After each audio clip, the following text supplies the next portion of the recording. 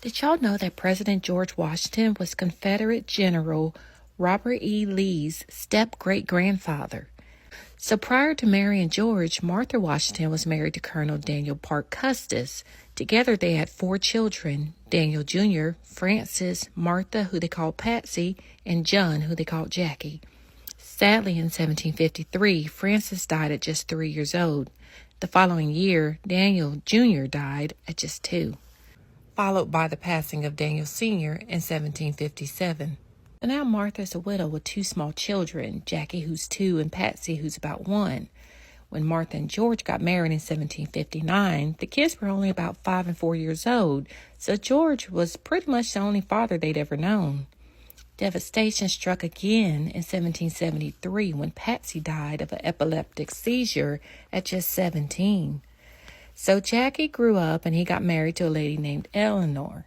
Unfortunately, he died at the young age of 26, but not before squeezing out 4 kids with old Eleanor. Their names were another Martha, another George Washington, another Eleanor, and Elizabeth.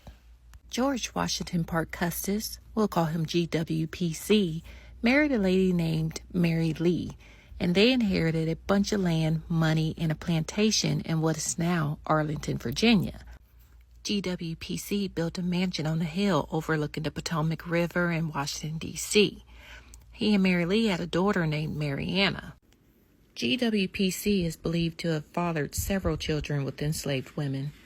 One confirmed daughter was Maria Carter, whose mother was an enslaved woman named Ariana.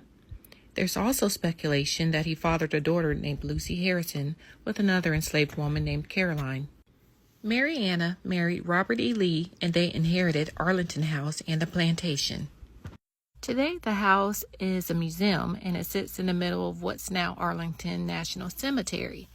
So why is this interesting? Well, it's interesting because of the irony of it all. A close relative of George Washington, the man who helped establish and unify the United States, became the military leader of the side that tried to divide it all. Both are viewed as iconic leaders, but for opposing ideals: unity versus secession, founding versus fracturing. Guess you can't pick your family. Follow for more weird history.